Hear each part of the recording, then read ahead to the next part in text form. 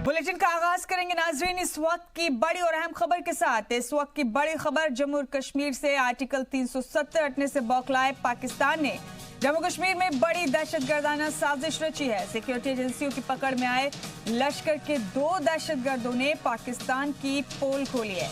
जी सलाम के पास पकड़े गए दोनों दहशतगर्दों की तस्वीर मौजूद है।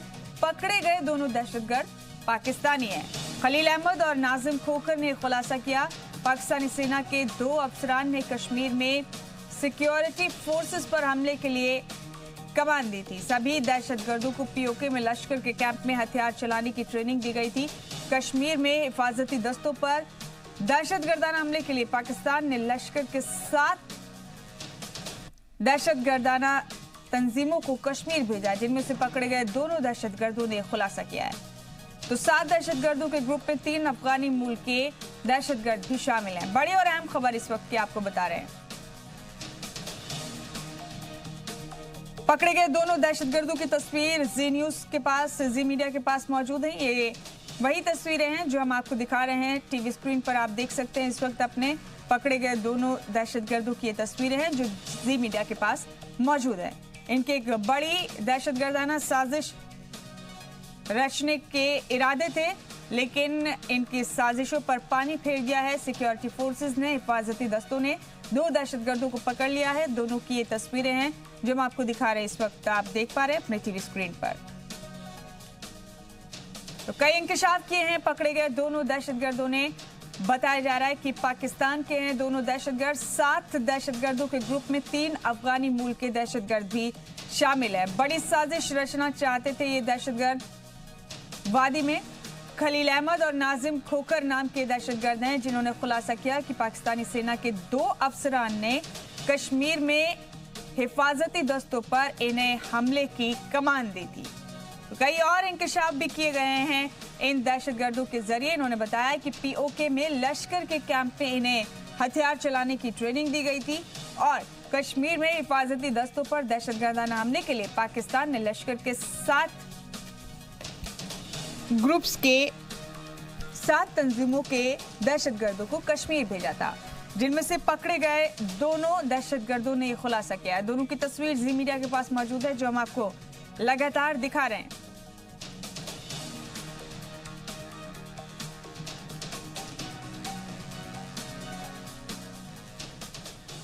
बढ़ेंगे बुलेटिन में आगे। पाकिस्तान का लड़ाकू तैयारा F-16 मार गिराने वाले इंडियन एयरफोर्स के विंग कमांडर अभिनंदन वर्धमान ने आज उड़ान भरी, मगर इस बार खास बात यह रही कि अभिनंदन वर्धमान ने फजाइया के सरबराह BS धनोआ के साथ उड़ान भरी।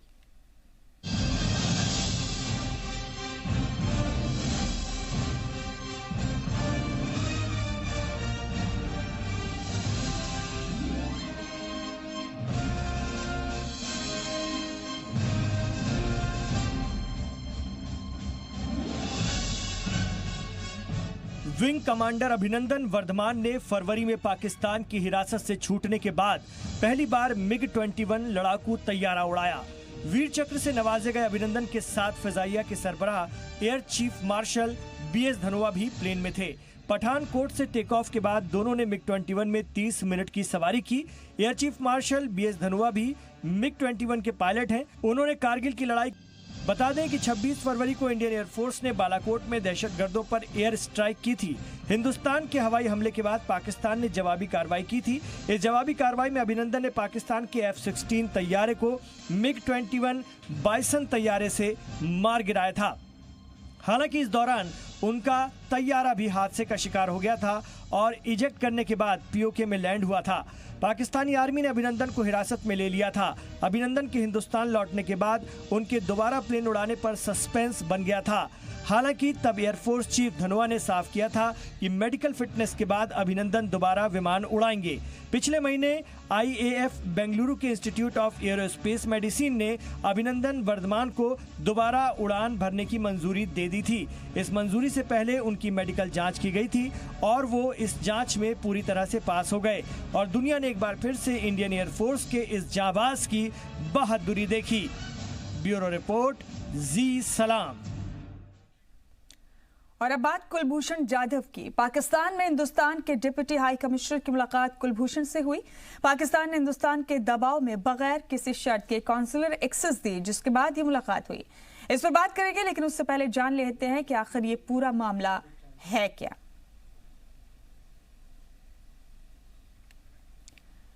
तो क्या है पूरा मामला, ये आपको जरा बता दें। नेवी के रिटायर्ड ऑफिसर हैं कुलभूषण जाधव। इन्हें पाकिस्तान ने मार्च 2016 में ईरान से अगवा किया था। कुलभूषण पर बलूचिस्तान में दहशतगर्दाना सरगर्मियों और जासूसी के इल्जाम लगाए गए। अप्रैल 2017 में पाकिस्तान की सैन्य अदालत ने कुलभूषण जाधव को फांसी की सजा सुनाई। हिंदुस्तान ने सजा को 8 मई 2017 को इंटरनेशनल कोर्ट ऑफ जस्टिस में चैलेंज किया। 2 साल के मुकदमे के बाद आईसीजे ने 17 जुलाई 2019 को हिंदुस्तान के फेवर में फैसला दिया। आईसीजे के 16 में से 15 जजों ने कुलभूषण जाधव की फांसी पर रोक को बरकरार रखा। आईसीजे ने कहा कि पाकिस्तान ने कुलभूषण जाधव केस में वियना मुआहदे की खिलाफवर्जी की है। आईसीजे ने पाकिस्तान को जाधव की सजा की नजरेसानी करने और कॉन्सुलर एक्सेस देने का आदेश दिया।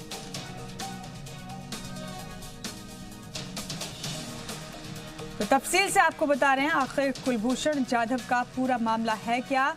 नेवी के कमांडर थे कुलभूषण जाधव, जिन्हें 2016 में पाकिस्तान ने ईरान से गिरफ्तार किया। उन्हें जासूस बताया गया। उसके बाद पाकिस्तान की फौजी अदालत में कुलभूषण जाधव पर मुकदमा चला। उन्हें फांसी की सजा सुनाई गई। इसके बाद हिंदुस्तान ने अपने शहरी जाधव की अपील, उनको जो फांसी की सजा दी गई थी उसके खिलाफ appeal international court of justice में की और आईसीजे ने कुलभूषण जाधव की फांसी की सजा को रद्द किया और पाकिस्तान से कहा कि वो रिव्यू करे अपने फैसले को। आईसीजे के 15 में से 14 जजेस ने कुलभूषण जाधव के हक में फैसला सुनाया। अब पाकिस्तान ने स्पेशल काउंसलर एक्सेस दिया है कुलभूषण जाधव को।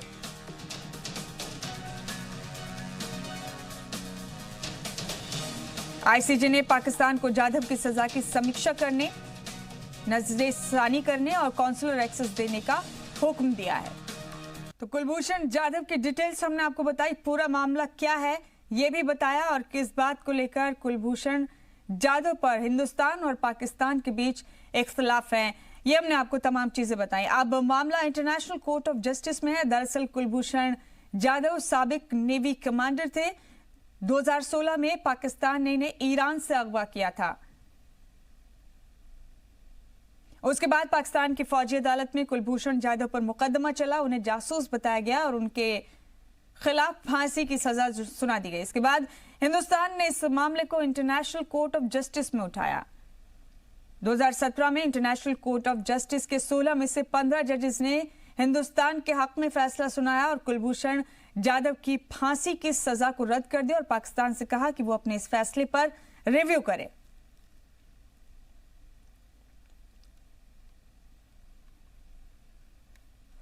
तो बड़ा मामला है ये। कुलभूषण जाधव को लेकर पाकिस्तान और हिंदुस्तान के बीच लंबे वक्त से ठनी हुई थी और पाकिस्तान ने कुलभूषण जाधव के मामले में भी कई ऐसी चीजों का मुजाहरा किया जो पाकिस्तान को एक गलत मुल्क साबित करते हैं। अब आईसीजे में ये मामला है। इंटरनेशनल कोर्ट ऑफ जस्टिस के 16 में से 15 जजेस ने कुलभूषण जाधव के फांसी की सजा को गलत माना था, फांसी की सजा पर रोक लगाई थी और पाकिस्तान से कहा था कि वो अपने इस फैसले पर रिव्यू करे। तो कदम ब कदम हम आपको तफसील से बता रहे हैं कि कुलभूषण जाधव का मामला आखिर है क्या। –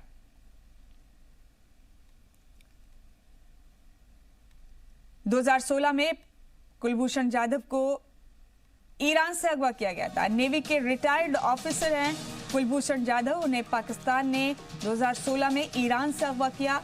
कुलभूषण पर बलूचिस्तान में दहशतगर्दाना सरगर्मियों और जासूसी के इल्जाम लगे। अप्रैल 2017 में पाकिस्तान की फौजी अदालत ने कुलभूषण जाधव को फांसी की सजा सुनाई। हिंदुस्तान ने सजा को 8 मई 2017 को इंटरनेशनल कोर्ट ऑफ जस्टिस में चैलेंज किया। 2 साल के मुकदमे के बाद आईसीजे ने 17 जुलाई 2019 को हिंदुस्तान के हक में फैसला सुना दिया और कुलभूषण जाधव की फांसी की सजा पर रोक लगा दी। आईसीजे के 16 में से 15 जजों ने कुलभूषण जाधव की फांसी पर रोक को बरकरार रखा। आईसीजे ने कहा, पाकिस्तान ने कुलभूषण जाधव मामले में वियना मुआहदे की खिलाफ वर्जी की है। आईसीजे ने पाकिस्तान को जाधव की सजा को रिव्यू करने और कॉन्सुलर एक्सेस देने का हुक्म दिया।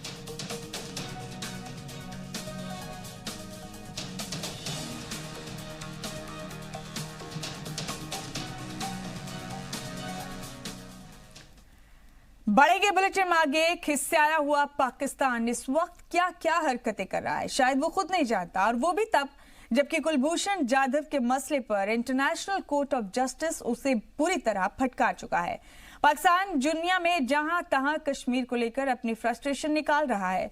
पहले यूएन में बेइज्जती कराई, फिर अमेरिका और फ्रांस ने फटकारा, अब छोटे छोटे मुल्क भी उसे नहीं बख्श रहे। मालदीव में भी पाकिस्तान के नुमाइंदगान ने दूसरे मुद्दों में कश्मीर का मुद्दा फिट करने की कोशिश की, लेकिन राज्यसभा के नायब स्पीकर डॉक्टर हरिवंश भी वहां मौजूद थे। उन्होंने पाकिस्तान की जमकर धुलाई की। पाकिस्तान की डबल बेइज्जती तो तब हुई जब मेजबान मालदीव ने भी उसे सख्त अल्फाज में कह दिया कि आपको कश्मीर पर बोलने के लिए नहीं बुलाया। जिस पर पाकिस्तान ने अब मालदीव में भी बेइज्जती करा ली है। वजीर आजम मोदी ने इमरान खान से कहा था, हद में रहिए, लेकिन पाकिस्तान के बड़बोले लीडर नहीं माने। अब देखिए क्या हुआ। पाकिस्तान ने फिर करवा ली अपनी इंटरनेशनल बेइज्जती। इस बार मालदीव में हिंदुस्तान के हाथों पिट गया पाकिस्तान। मालदीव में ये नोकझोंक कहां से शुरू हुई?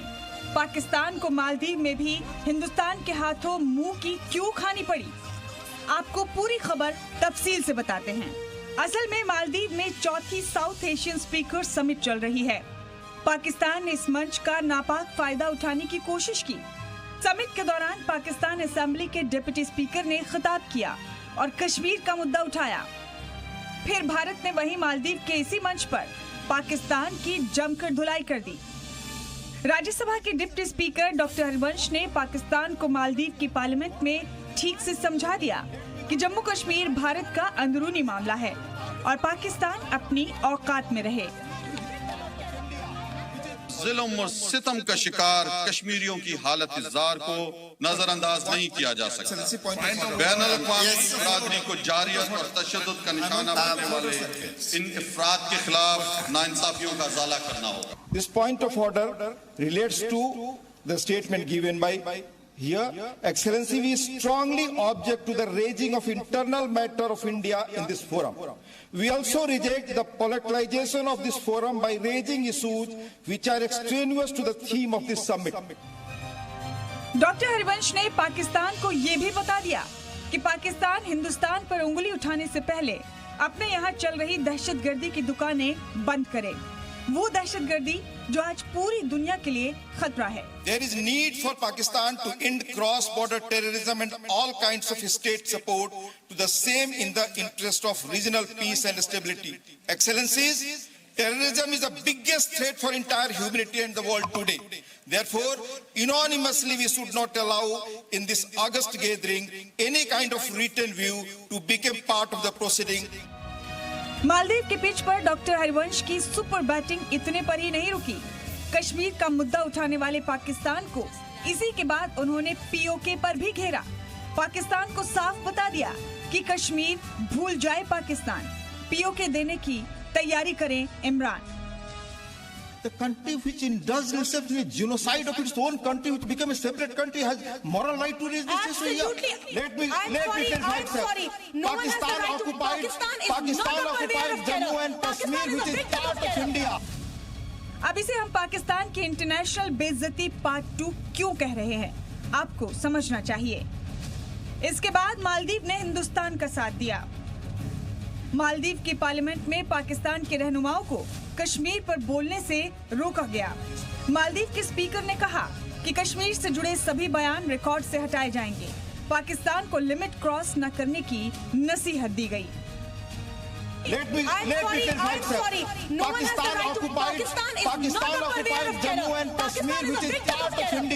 अब इस वाकये से क्या निकल कर आया और पाकिस्तान को सबक क्या मिला, ये भी समझने की कोशिश कीजिए। पहली बात, जम्मू कश्मीर पर हिंदुस्तान पाकिस्तान की किसी भी प्रोपेगेंडा को कामयाब नहीं होने देगा। दूसरी बात, मालदीव हो या यूएन, अमेरिका हो या जापान, पाकिस्तान पर हर जगह हिंदुस्तान भारी पड़ेगा। और तीसरी बात, पाकिस्तान जब जब कश्मीर पर बोलेगा तो भारत पीओके की पिक्चर दिखाएगा। मैसेज साफ है कि इमरान कश्मीर की रट लगाना बंद करें, अपनी हद में रहें और पीओके लौटाने की फिक्र करें, जिसे वापस अपने मुल्क में मिलाने की तैयारी हिंदुस्तान कर चुका है। ब्यूरो रिपोर्ट, जी मीडिया। क्रिकेट में इमरान खान कपिल देव के विकेट्स का रिकॉर्ड नहीं तोड़ पाए थे, पहले ही करियर रुक गया, लेकिन इंटरनेशनल बेइज्जती में इमरान खान उस रिकॉर्ड की तरफ बढ़ रहे हैं जो शायद ही कोई तोड़ पाए। और जब से उन्होंने कश्मीर की रट पकड़ी है, बेइज्जती की रफ्तार और बढ़ गई है। देखिए कश्मीर पर पीएम मोदी की बैटिंग के आगे इमरान की गेंदें कैसे बुरी तरह पिट रही हैं।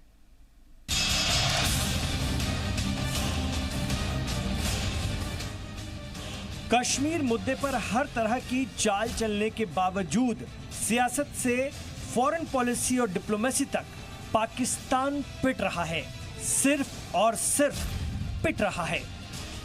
पहला कार्ड न्यूक्लियर वॉर, दूसरा कार्ड मुस्लिम मुल्क, तीसरा कार्ड मोदी हिटलर, चौथा कार्ड आरएसएस की नाजी नजरियात, पांचवा कार्ड ट्रंप, छठा कार्ड यूएन,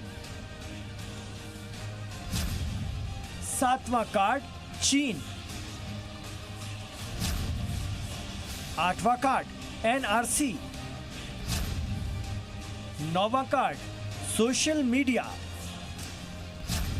10वां कार्ड प्रोपेगेंडा। सबसे पहले आपको इमरान के न्यूक्लियर वार वाले कार्ड की बात बताते हैं। इमरान को मालूम हो गया है कि हिंदुस्तान पाकिस्तान के कब्जे वाले कश्मीर पर बड़ा एक्शन ले सकता है, इसीलिए डर कर न्यूक्लियर वार की धमकी दे रहे हैं।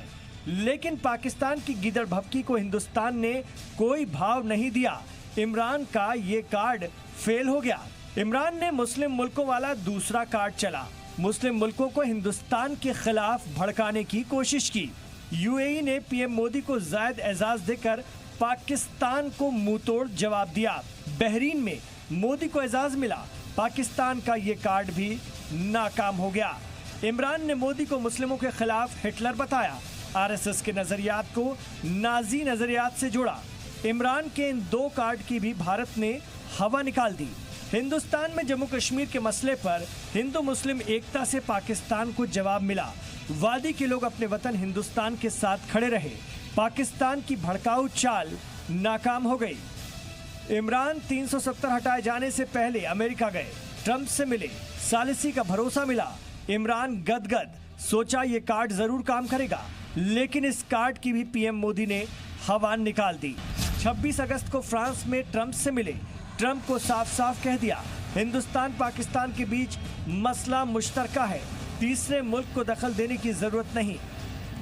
इससे पहले पाकिस्तान के वजीर खारजा भागे भागे चीन गए, चीन कार्ड चला, सोचा चीन दोस्त है, पाकिस्तान साथ देगा, लेकिन चीन ने उल्टे पाकिस्तान को समझा दिया, कह दिया कि भारत के साथ तनाज़ा ना बढ़ाए पाकिस्तान तो बिल्कुल ही फेल रहा है इंटरनेशनल को, बिकॉज इंटरनेशनल लेवल पर वो मीडिया को थोड़ी देखते हैं। उनके जो अपने एम्बेसडर्स, उनकी इंटेलिजेंस एजेंसीज, उनके सोर्सेज है जो उनको बताते हैं कि असलियत क्या है। आपको ये भी मालूम है कि पाकिस्तान जम्मू कश्मीर के मसले को यूएन ले गया था, सोचा था ये कार्ड तो काम आएगा, लेकिन मोदी की डिप्लोमेसी यहाँ भी पाकिस्तान पर भारी पड़ी।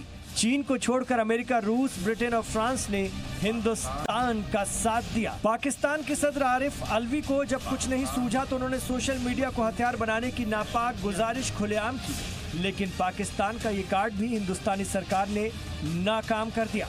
व्हाट्सएप हो या फेसबुक की फेक यूनिवर्सिटी, पाकिस्तान का कोई भी प्रोपेगेंडा वाला वीडियो अपने मंसूबे में कामयाब नहीं हो पा रहा है, क्योंकि हर एक हिंदुस्तानी शहरी पाकिस्तान के किसी भी प्रोपेगेंडा के जाल में फंसने वाला नहीं है।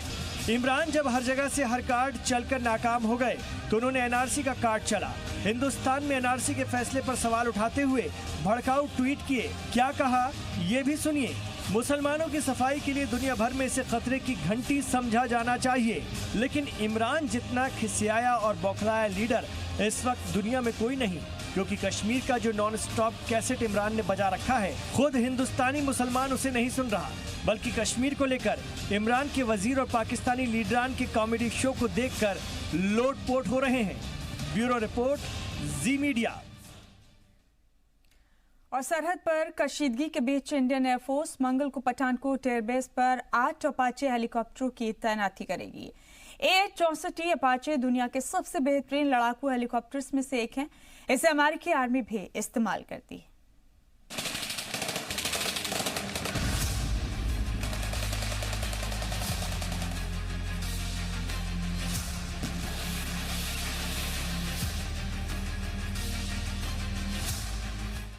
इमरान साहब, हिंदुस्तान से आपका इस तरह से डरना बहुत वाजिब है, क्योंकि सिर्फ आज की रात का इंतजार और कल की सुबह के बाद पाकिस्तान की सरहद से सिर्फ 145 किलोमीटर दूर पठानकोट में हिंदुस्तान तैनात कर रहा है दुनिया का सबसे बेहतरीन लड़ाकू हेलीकॉप्टर अपाचे।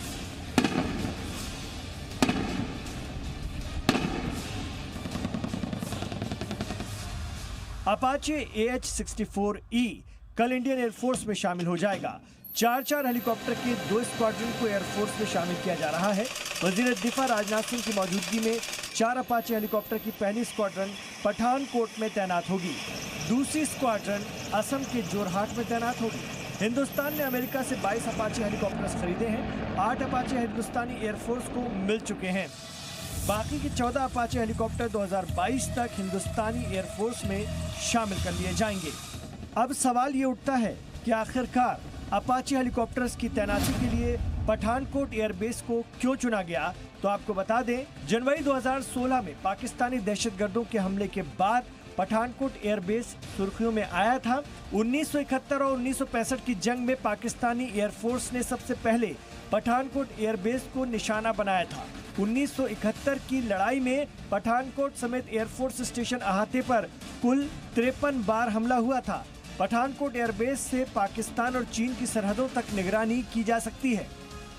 पाकिस्तान के इतने नजदीक होने और आगे की हिकमत अमली के तहत ही अपाचे हेलीकॉप्टर्स को पठानकोट में तैनात करने का फैसला किया गया है। अगर हम इसे पाकिस्तान में, जैसे हम बिल्कुल साफ ये एक संदेश पाकिस्तान को दे रहे हैं बाय ये अनाउंस करके कि हम इसको पठानकोट में रख रहे हैं, तो पाकिस्तान ने इसका नोट किया होगा, इस बात को नोट किया होगा और वो इससे डरेगा। फिलहाल इस तरह के अपाचे हेलीकॉप्टर का इस्तेमाल अमेरिका, इस्राइल, मिस्र और नीदरलैंड की आर्मी करती है और अब हिंदुस्तान अपाचे का इस्तेमाल करने वाला दुनिया का 5वां मुल्क होगा। ब्यूरो रिपोर्ट, जी मीडिया। और नाज़रीन, कुलभूषण जाधव मामले की तमाम तफसीलात हमने आपको बताई। अब इस कहानी से जुड़े हुए तमाम अहम अपडेट आपको बताते हैं। कुलभूषण मामले पर इस वक्त के 10 अहम अपडेट है हमारे पास, जो आप तक पहुंचा रहे हैं। Kulbhushan Jadhav retired navy commander थे। 2016 में पाकिस्तान ने उन्हें ईरान से अगवा किया था। उसके बाद कुलभूषण जाधव पर बलूचिस्तान में टेररिस्ट एक्टिविटीज और जासूसी के इल्जाम लगाकर पाकिस्तान की फौजी अदालत में उन पर मुकदमा चलाया गया और पाकिस्तान ने उन्हें फांसी की सजा सुनाई। इसके बाद हिंदुस्तान ने कुलभूषण जाधव के मामले को इंटरनेशनल कोर्ट ऑफ जस्टिस में उठाया और 2017 में ICJ ने कुलभूषण जाधव के फांसी की सजा पर रोक लगा दी और पाकिस्तान से कहा कि वो अपने इस फैसले पर रिव्यू करे। ICJ के 16 में से 15 जजेस ने कुलभूषण जाधव और हिंदुस्तान के हक में फैसला दे दिया गया। तो बड़ा अपडेट ये है कि कुलभूषण मामले में भारत के सामने पाकिस्तान का एक तरीके से सरेंडर हुआ है। पाकिस्तान ने कुलभूषण को बगैर शर्त के कॉन्सुलर एक्सेस दे दी है। आज कुलभूषण जाधव को 2 घंटे के लिए कॉन्सुलर एक्सेस दी गई। पाकिस्तान में हिंदुस्तान के डिप्टी हाई कमिश्नर ने कुलभूषण से मुलाकात की। इस्लामाबाद में एक गुमनाम जगह पर डिप्टी हाई कमिश्नर से उनकी मुलाकात कराई गई। जी मीडिया के नुमाइंदे रवि त्रिपाठी हमारे साथ जुड़े हैं इस बेहद अहम और संजीदा खबर पर। रवि त्रिपाठी, एक तरीके से पाकिस्तान ने सरेंडर किया है हिंदुस्तान के सामने कुलभूषण जाधव मामले में। अहम अपडेट्स आपसे हमारे नाजरीन तक पहुंचाना चाहेंगे। जी बिल्कुल, देखिए कहीं ना कहीं भारत की बड़ी जीत है, क्योंकि पिछले 3 साल से भारत ये मांग कर रहा था कि भारत को काउंसलर एक्सेस मिले, क्योंकि जो वियना संधि है उसके तहत किसी भी जो कैदी होते हैं उनको उनके साथ ये दूसरे देश के को अधिकार है कि उनसे जाकर बात करे, वो समझे, क्योंकि केस लड़ना है उनको अपनी बात रखनी होती है। लेकिन पाकिस्तान ने ये अधिकार भारत को नहीं दिया, फिर भारत को इंटरनेशनल कोर्ट में जाना पड़ा और इंटरनेशनल कोर्ट ऑफ जस्टिस के कहने पर आज कहीं ना कहीं भारत को एक्सेस दिया है पाकिस्तान ने। और उसमें भी ये खबर निकल के आई है जो विदेश मंत्रालय की तरफ से रिलीज आया है, हालांकि कम्प्रिहेंसिव रिलीज और रिपोर्ट आनी बाकी है, लेकिन उससे पहले जो निकल के आ रहा है कि कहीं ना कहीं कुलभूषण जाधव काफी दबाव में है, काफी प्रेशर पर हैं। और प्रेशर ये है पाकिस्तान की तरफ से कि जो झूठा केस पाकिस्तान की तरफ से उनको बनाया गया है उसको वो कबूल लें। तो इस दबाव ये बात निकल के सामने आई है। और साथ साथ ये भी निकल के आया है कि मंत्रालय ने कहा है कि चूंकि ये चीज ये जो आज की बातचीत थी, जो एक्सेस था इंटरनेशनल कोर्ट ऑफ जस्टिस के कहने पर, उनके आदेश पे था, तो उसके हिसाब से हम लोगों ने मुलाकात की है, अपनी बातचीत की है। तीसरी चीज ये हुई है कि जो भी बातचीत हुई है इसके बारे में कुलभूषण जाधव के परिवार को विदेश मंत्री ने फोन करके उनकी मां को उनके बारे में बताया, उनके हालचाल के बारे में बताया है, उनका क्या स्टेटस उसके बारे में बताया है। और चौथी, भारत ने अपना कमिटमेंट दोहराया है, अपनी रिलीज में विदेश मंत्रालय ने कमिटमेंट दोहराया है कि उनको न्याय दिलाने के लिए और उनको सुरक्षित भारत वापस लाने के लिए भारत कानूनी लड़ाई लड़ता रहेगा और उनको सुरक्षित वापस लाने तक ये लड़ाई लड़ी जाएगी। तो कहीं ना कहीं भारत का कमिटमेंट जो है उनको सुरक्षित वापस लाने का उसको दिखाया गया। और साथ साथ जो उनका स्टेटस है, जो एक्चुअल स्टेटस है और उनसे कुछ जो बातचीत हुई होगी उसकी एक रिपोर्ट बनेगी और रिपोर्ट जब सामने पूरी आएगी तब पता चलेगा कि क्या क्या बातें उन्होंने बताई और उसी को आधार बनाकर फिर आप इंटरनेशनल कोर्ट ऑफ जस्टिस में जाएंगे। और हो सकता है कि आने वाले समय में उनको एक न्याय मिले और हो सकता है कि आप कुलभूषण जाधव को भारत जिस तरह से चाहता है कि उनको उनके परिवार को ले आकर दे, उनको भारत वापसी हो, उस केस में आपको सफलता मिले। जी रवि त्रिपाठी, पाकिस्तान ने काउंसलर एक्सेस के लिए कोई शर्त नहीं लगी, बगैर किसी शर्त के 2 घंटे के लिए काउंसलर एक्सेस दिया गया। बड़ी बात है, हम समझ सकते हैं किस कदर दबाव रहा होगा पाकिस्तान पर। जी बिल्कुल, देखिए पाकिस्तान का जिस तरह से स्वभाव रहा है, पाकिस्तान डिच करता है, झूठ बोलता है, गलतियां करता है, तो लेकिन जिस तरह से पूरे दुनिया में वो एक्सपोज हो चुका है हर मामले में, तो इस इंटरनेशनल कोर्ट ऑफ जस्टिस के दबाव में अगर वो बातें कर रहा था और यहाँ भी कुछ गलतियां करता, क्योंकि आज भी गलतियां की गई है। आज पहले लोकेशन कहीं और बताया गया, पहले विदेश मंत्रालय का वहाँ लोकेशन दिया गया जहाँ मिलने का था, फिर वहाँ से लोकेशन चेंज किया गया है, 1 घंटा लेट किया गया है मीटिंग। तो तमाम देखिए पाकिस्तान अपनी हरकतों से बाज नहीं आने वाला है, लेकिन उस पर इतना इंटरनेशनल प्रेशर है और भारत ने जिस तरह से कानूनी लड़ाई लड़ी है तो उसके प्रेशर में पाकिस्तान को झुकना पड़ा है। और पाकिस्तान को कहीं ना कहीं एक बात और मन में लोगों को शंका आ रही थी कि क्या पाकिस्तान का कोई अधिकारी भी उनके साथ उस समय रहेगा मौजूद। तो ये सारी चीजें डर के नहीं कर पाए, क्योंकि वियना संधि के तहत आपको फ्री एंड फेयर एक्सेस देना होता है, उसमें कोई तीसरा व्यक्ति नहीं रहता है। जी कई सारे मामले में भारत की एक बड़ी सफलता है और आने वाले समय में जो कानूनी लड़ाई आपको लड़नी है जिस तरह से उनको वापस लाने के लिए, तो उस लड़ाई में एक बड़ा, एक तरह से कहा जाए, माइलस्टोन साबित होगा आज का मुलाकात और आज का जो काउंसलर एक्सेस था। शुक्रिया आपका रवि त्रिपाठी, इस अहम जानकारी के लिए बहुत बहुत शुक्रिया आपका। बढ़ेंगे बुलेटिन में आगे। जम्मू कश्मीर के कुपवाड़ा में पत्थरबाजी की वारदात हुई है, जिसमें एक शख्स शदीद तौर पर जख्मी हो गया, उसे अस्पताल में दाखिल किया गया है। जानकारी के मुताबिक ये वाकया कल शाम का है। बताया जा रहा है कि पत्थरबाजी करने वाले लोग सेब के एक बगीचे में छिपे थे। जख्मी शख्स उस वक्त अपने घर लौट रहा था। इससे पहले 26 अगस्त को अनंतनाग में भी पत्थरबाजी हुई, इसमें एक ट्रक ड्राइवर की मौत हो गई थी। और पुंछ जिले में कंट्रोल लाइन पर एक दिन की खामोशी के बाद एक बार फिर पाकिस्तानी फौज ने कंट्रोल लाइन पर जंगबंदी की खिलाफवर्जी करते हुए पुंछ जिले के शाहपुर, कीरनी, कस्बा और मंधार में हिंदुस्तानी फौज की चौकियों के साथ ही रिहायशी इलाकों को निशाना बनाकर भारी गोलीबारी की, जिससे पूरे इलाके में डर और खौफ का माहौल बन गया। जो लोग खेतों में काम कर रहे थे या तो जानवरों को चरा रहे थे, उन्हें भागकर महफूज मकामात पर छिपकर जान बचानी पड़ी। इलाके के लोगों का कहना है कि पाकिस्तानी फौज 12 बजे से इलाके में मोर्टार से भरी गोलाबारी कर रही है। पाकिस्तानी फौज की इस नापाक हरकत का हिंदुस्तानी फौज ने भी मुंह तोड़ जवाब देते हुए पाकिस्तानी फौज की उन चौकियों पर मोर्टार बरसाए जिनसे पाकिस्तानी फौज हिंदुस्तानी इलाकों में गोलाबारी कर रही थी। एक दिन की खामोशी के बाद आपको बता दें कि पाकिस्तान की तरफ से आज 12 बजे के करीब जो सीमावर्ती इलाका शाहपुर किरनी में जबरदस्त गोलाबारी कर रहा है। हम आपको बता दें, ये पीछे आप पहाड़ देख रहे हो, ये पाकिस्तान की तरफ से गोलाबारी हो रही है। हाँ, अभी भी आप सामने वाले पहाड़ पे देखिए, एक जो मोटार अभी आके जो मंदार एरिया में ये गिरा है, ये मंदार अपना एरिया है। मंदार के साथ शाहपुर, किरनी, कस्बा और इन काइयाँ, इन सभी इलाकों में पाकिस्तान की तरफ से गोलाबारी हो रही है। 12 बजे का वक्त था जब पाकिस्तान की तरफ से गोलाबारी शुरू हुई। किसान अपने खेतों में काम कर रहे थे। बड़ी मुश्किल से किसानों ने अपनी वहां से जान बचाई। जो किसान भागकर किसी तरह अपने सुरक्षित स्थानों पर पहुंचे। अभी भी जो गोलाबारी जारी है, देख लो किसी तरह पाकिस्तान के मोटार जो गांव के बीच में आकर पड़े हैं। हमारे साथ यहाँ के एक किसान हैं, उनसे बात करते हैं। हाँ सर, आपका नाम? मेरा नाम करामत सिंशाह है। हाँ करामत जी, बताइए। हम इधर थोड़ा पीछे रहते हैं। आज 12 बजे के बाद पाकिस्तान ने गोलाबारी, मोटा गोले दागने शुरू कर दिए, जिसकी वजह से सब स्कूलों में उरा पर बहुत परेशानी हुई। तो लिहाजा आज भी गोले इस टाइम बहुत ज़बरदस्त चल रहे हैं। आप उस वक्त खेतों में काम कर रहे थे? तो बिल्कुल, हम अपने माल मवेशी के साथ थे और गोला चलना, बाकी बच्चे भी बहुत डर रहे हैं। आज बहुत भयानक गोलाबारी जो पाकिस्तान की तरफ से हो रहा है। तो गाँव में गोलाबारी हो रही है? गाँव में गोलाबारी हो रही है, किसी चीज़ को कोई काम नहीं हो रहा है। जैसा कि इनका कहना है कि हम खेतों में काम कर रहे थे जब पाकिस्तान की तरफ से गोलाबारी शुरू हुई और इतनी जबरदस्त गोलाबारी थी कि मुश्किल से अपनी जान बचाई है। इनको ये नहीं पता इनके मवेशी कहां पे हैं, ये किसी तरह अपनी जान बचा सके। एलओसी गांव किरनी से रमेश वाली, जी मीडिया पुंछ। आर्टिकल 370 हटाए जाने के बाद से पाकिस्तान की तरफ से नापाक हरकतों का सिलसिला थमने का नाम नहीं ले रहा। एलओसी के पास लगातार गोलीबारी की वजह से आसपास के गांव के लोग अपने घरों में ही बंद होकर रह गए, जिसके सबब गुलजार रहने वाले गांव दिगवार की गलियां और चौक अंधेरा होने के साथ ही सुनसान होने लगे हैं। पाकिस्तानी फौज की तरफ से लगातार अंधाधुंध गोलियों की बौछार की जा रही है। जम्मू कश्मीर से आर्टिकल 370 खत्म होने के बाद पाकिस्तान की बुखलाहट साफ देखी जा रही है और पाकिस्तान की तरफ से आए दिन सीमावर्ती इलाकों में जबरदस्त गोलाबारी की जा रही है। और हम आपको बता दें कि गोलाबारी कारण लोगों में एक डर का माहौल पैदा हो गया और लोग शाम होते ही अपने खाना बनाकर अपने कमरों में चले जाते हैं। इस वक्त हम हैं दिगवार में और इस वक्त हम दिगवार के मोहम्मद अफसल जी के घर पर हैं और उनसे बात करते हैं कि किस तरीके की परेशानियों का सामना उनको करना पड़ता है। हाँ सर, ये बताएं कि जो लगातार गोलाबारी हो रही है, किस तरीके का डर रहता है?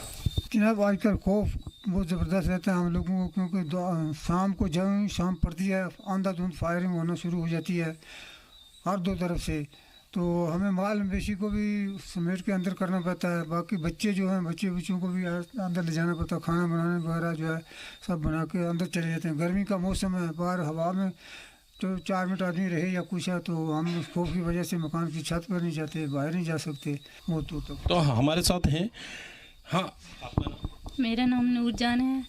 हमें आजकल बहुत डर रहता है क्योंकि फायरिंग रात को बहुत होती है। हमें खाना जल्दी ही बनाना पड़ता है। हमारी किचन बाहर ओपन में, तो जल्दी खाना बना के अंदर कमरे में ही आ जाते हैं क्योंकि डर रहता है कि बच्चे भी बाहर घूमते रहते हैं शाम को।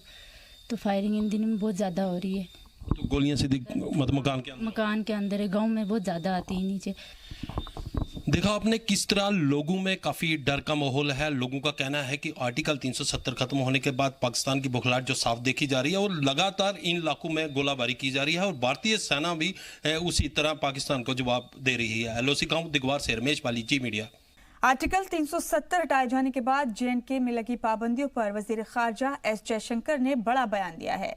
जयशंकर ने कहा कि वादी में दहशतगर्दों और उनके आकाओं के बीच राब्ता खत्म करना जरूरी था। टेलीफोन, इंटरनेट कनेक्टिविटी पर बैन लगाए बगैर दहशतगर्दों का राब्ता रोकना मुश्किल था। यही वजह है कि वादी में पाबंदियां नाफिज करनी पड़ी। वहीं पाकिस्तान से बातचीत पर वजीर खारजा ने साफ किया कि पाकिस्तान जब तक दहशतगर्दी नहीं रोकता, बातचीत नहीं होगी।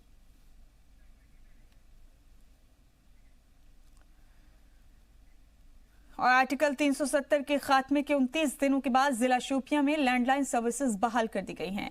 ताहम लोगों का कहना है कि कुछ लोग एक कॉल के लिए बहुत ज्यादा चार्ज वसूल रहे हैं। लोगों ने शोपियां में मजीद पब्लिक बूथ कायम करने का मुतालबा किया है। शोपियां के तमाम इलाकों में माहौल साजगार नजर आ रहे हैं। और जब से टेलीकॉम बंद हुआ है लोगों को भीड़ में लगाते हैं, कल करेंगे, परसों करेंगे, थानों में क्या, डिस्ट्रिक्ट मजिस्ट्रेट में क्या, हमें फ़ोन नहीं होते। अगर यहाँ पर डिस्ट्रिक्ट मजिस्ट्रेट के यहाँ टेलीकॉम लगाएगा 2 काउंटर लगा दिया जा, इतनी सारी लेडीजें हैं, जेंट्स हैं, इनको क्या हाल होगा जो घर से आए हैं सुबह से निकलने के बाद में ये टाइम हो चुका है। मैंने ये सुना है लैंडलाइन जो फोन करवाते हैं उसमें डबल चार्ज करवाते हैं। अगर किसी को 10 रुपए पड़ते हैं तो वो 100 रुपए लेते हैं उनसे लैंडलाइन से। ये आए कुछ कहीं पे लिफ्ट मांगा किसी से और यहाँ तक पहुँचे, और यहाँ पे ये हाल होता है हमारा। सुबह 10 बजे से लाइन में लगे हुए हैं पर अभी भी हमारी बात नहीं हो रही है। मुझे एक्चुअली बाहर एक तो अपना रिजल्ट चेक करवाना है और बाहर मेरे दोस्त हैं उनसे बात करनी है। रियासत में आर्टिकल 370 खत्म किए जाने के बाद हुकूमत की जानिब से आयद पाबंदियों और बंदिशों में हालात के मुताबिक धीरे धीरे ढील दी जा रही है ताकि वादी में हालात पूरी तरह से नॉर्मल हो जाएं। इसी सिलसिले में गुज़िश्ता 28 अगस्त को डोडा, भद्रवाह और चिनाब वैली समेत पूरे चिनाब वैली में मोबाइल सर्विसेज बहाल कर दी गई थी, जिसके बाद इलाके के लोगों में खुशी का माहौल देखा जा रहा है। रामबन के बनिहाल, गुल और बटोट इलाके में सिर्फ BSNL ने अपनी खिदमत बहाल की, दीगर मोबाइल सर्विसेज बंद हैं। हमारे नुमाइंदे ने किश्तवाड़ जिले के हसास इलाकों का दौरा किया, जहां दुकानदार, तलबा और आम लोग मोबाइल कॉलिंग सर्विसेज बहाल होने पर मुतमईन और खुश नजर आए। जी मीडिया से बात करते हुए लोगों ने हुकूमत के इस फैसले का खैर मकदम किया। साथ ही लोगों ने इंटरनेट खदमात भी बहाल करने की मांग की। प्रॉब्लम हो रही है, हम गवर्नमेंट से अपील करना चाहते हैं कि वो इसको फौरी जल्द से जल्द इसको रिस्टोर करे। यहाँ के हालात जो थे बहुत पुरअमन थे और आइंदा भी हमें पूरा भरोसा है पुरअमन ही रहेंगे। इस दिन के बाद जो है मोबाइल सर्विस चालू की गई है क्योंकि हमारा एरिया जो है किश्तवाड़ पुरअमन इलाका है। यहाँ पर ऐसा कोई नहीं है, हिंदू मुस्लिम भाईचारा जो है आपस में कायम दायम है क्योंकि यहाँ पर जो लोगों को प्रॉब्लम हुई इंटरनेट की सर्विस जो है चल नहीं रही है, मोबाइल 25 दिन के बाद चल पड़े। जैसा कि आप जानते हैं पूरे रियासत के अंदर कैसे हालात बने हुए हैं। अगर मैं खासकर ज़िला किश्तवाड़ की बात करूं, यहाँ पर जो है 20-22 दिनों के बाद जो है मोबाइल कॉलिंग जो छोड़ दी है, इंटरनेट जो है अभी बंद पड़ा हुआ है, जिसके चलते खासकर मैं यूथ की बात करूं बहुत परेशानी है। फॉर्म भरने हैं, बिजनेस के रिलेटेड जो ITRs वगैरह भरने होते हैं वो भी बंद पड़े हुए हैं। निचली सतह पर अवामी नुमाइंदों तक पहुंचने के लिए अपनी कोशिशों को जारी रखते हुए डोडा जिले के पुलिस थाना डेसा में पुलिस की जानिब से एक अवामी इजलास का इनेकाद किया गया। इस मीटिंग की सदारत ACP डोडा रविंद्रपाल ने की। इसके अलावा SHO डेसा, महकमे के दूसरे अफसरान और मुख्तलिफ गाँव के मुअज़्ज़िज़ीन की एक बड़ी तादाद ने भी इस मीटिंग में शिरकत की और अवामी मसले के मुख्तलिफ उमूर पर रोशनी डाली। इस मौके पर खिताब करते हुए SP रविंद्रपाल सिंह ने अवामी नुमाइंदों को उनके जरिए नुमाया मसलों के इजाले के लिए हर मुमकिन मदद की यकीन दहानी कराई और इलाके में पुरअमन और जराइम से पाक माहौल पैदा करने के लिए पुलिस से अच्छे ताल्लुकात आमा को बरकरार रखने पर जोर दिया। मुलाकात के दौरान SP रविंद्रपाल सिंह ने अमन व अमान पर बरकरार रखने, जराइम पर काबू पाने और इलाके में अमन को यकीनी बनाने के लिए मकामी लोगों, खुसूसन नौजवानों से ताउन की अपील की। आज हमने देसा गही इलाके में हम आए हैं। आज एक हम लोगों ने PCPG मीटिंग रखी है, पब्लिक दरबार रखा है। लोगों से एक मिलने का एक मीडियम रहता है हमारा और वक्तन फ़क्तन हम लोग ये PCPG मीटिंग्स करते हैं यहाँ पे ताकि इस इलाके में कोई प्रॉब्लम जो है यहाँ पे इनकी सुनवाई हो और लोग भी खुले दिल से अपनी प्रॉब्लम्स को कन्वे करते हैं और जो हमारे लिमिट तक होती हैं उनका इजाला करते हैं और जो हमारे लिमिट से बाहर होती हैं वो बालातर ऑफिसर्स के पास पेश की जाती हैं और वहाँ पर भी इनका इजाला होता है। जम्मू कश्मीर गवर्नर के सलाहकार के स्कंदन ने आज रामबन का दौरा किया और वहां हो रहे तरक्याती कामों का जायजा लिया। इस दौरान कॉन्फ्रेंस हॉल रामबन में सिविल सोसाइटी और सियासी लीडरान के साथ आम लोगों से भी मुलाकात की गई, हालात का जायजा लिया। इस दौरान गवर्नर के मुशीर ने महकमा जंगलात, RDD, PWD, PDD, BHE समेत महकमा सयाहत, महकमा एजुकेशन, खेल और महकमा सेहत के तहत हो रहे कामों पर बात की। गवर्नर के सलाहकार ने रेलवे और कौमी शाहराहों और दीगर प्रोजेक्ट्स पर भी बात की और मुतालिका महकमों के अफसरान को जरूरी हिदायत दी। Situation is extremely normal. There is only one small issue of opening up of telephones because the BSNL lines are not working here. We will take this up. District है, यहाँ पर 2-4 इम्पोर्टेंट स्कीमें चल रही हैं, कुछ स्कीमें यहाँ पर नहीं आने की ज़रूरत है। उस कमेटी की प्रिलिमिनरी रिपोर्ट इम्प्लीमेंटेशन करने के लिए ली गई आज से कोई 2-3 महीने पहले, लेकिन उस कमेटी को और रिकमेंड ये करना है कि क्या अलाइनमेंट के अंदर में कोई चेंजेस की आवश्यकता है, सम टनल्स और some bridges so that this road can be completed. और महकमा फूड एंड सप्लाई की जानिब से खाना बदोशों और आम लोगों को हर मुमकिन मदद फराहम की जा रही है, लेकिन कुछ खाना बदोशों का कहना है कि उनको अगस्त और सितंबर महीने के राशन का इंतजाम नहीं किया गया। इस मामले का नोटिस लेते हुए फूड एंड सप्लाई के डायरेक्टर ने कहा कि यह मसला ज़ेरे गौर है और इसे जल्द हल कर लिया जाएगा। उन्होंने मौजूदा दौरानिये के बारे में बात करते हुए कहा कि मुहर्रम के महीने में राशन की फराहमी मुतासिर नहीं हुई है, ताहम राशन के एडवांस कोटा पहले ही जारी कर दिया गया है। डायरेक्टर ने लोगों से अपील की कि वो फूड स्टाफ का ताउन करें ताकि राशन आज़ादाना तौर पर तकसीम किया जा सके। बढ़ते आगे, सेब का सीजन और सप्लाई गुज़िश्ता साल के मुकाबले दोगुना हुआ है, जिसका इंकशाफ हॉर्टिकल्चर के डायरेक्टर एजाज अहमद भट्ट ने जी मीडिया को इंटरव्यू देते हुए किया। उन्होंने कहा कि मरकज से एक लेवल टीम यहां पहुंच रही है और मजीद फराहमी के लिए मजीद पॉलिसी ज़ेरे गौर है। नेहरू पार्क श्रीनगर में फिश एक्वेरियम साल 2019 में सयाहों की तवज्जो का मरकज बन रहा है। अगरचे रियासत के मौजूदा हालात में फिश एक्वेरियम सयाहों का मुंतज़िर है। महकमा फिशरीज को उम्मीद है कि आने वाले दिनों में सयाहों की बड़ी तादाद यहाँ का रुख करेगी। इस फिश एक्वेरियम में साल 1820 से 20 किस्म की मछलियां हैं। आइए आपको दिखाते हैं यहाँ के मनासिर।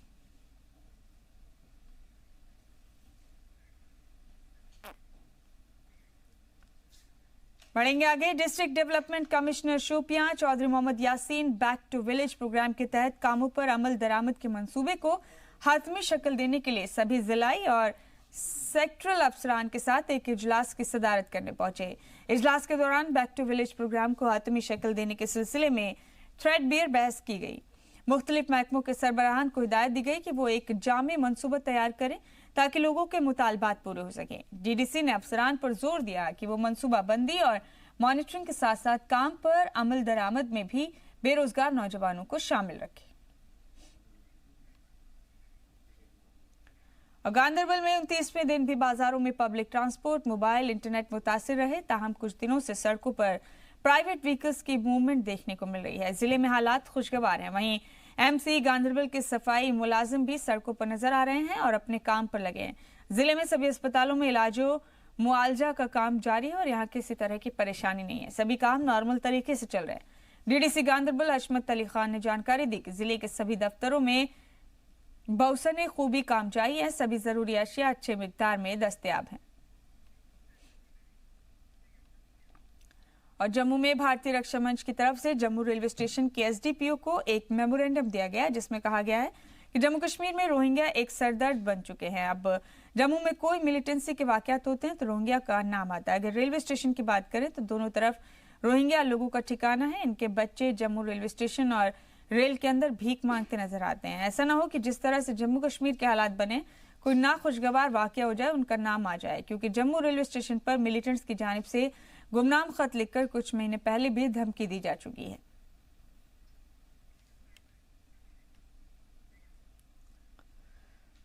और पूरे मुल्क में आज से शुरू हो रही गणेश चतुर्थी को लेकर जम्मू के लोगों में भी काफी जोश है। जम्मू में लोग गणेश भगवान की मूर्तियों की स्थापना मंदिरों और अपने घरों में कर रहे हैं। गणेश भगवान की मूर्ति की स्थापना करके 11 दिन तक पूजा की जाएगी, सत्संग और भजन गाए जाएंगे।